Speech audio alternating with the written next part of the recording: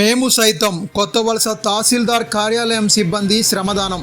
వివరాల్లోకి వెళ్తే విజయనగరం జిల్లా కొత్తవలస మండల కేంద్రంలో తహసీల్దార్ కార్యాలయం సిబ్బంది తమ కార్యాలయ ఆవరణలో పెరిగిన పిచ్చి మొక్కలను, చెత్త చెదారాలను శ్రమదానం చేయడం ద్వారా పరిసరాలను శుభ్రం చేసి ఇతర శాఖల సిబ్బందికి ఆదర్శప్రాయంగా నిలిచారు.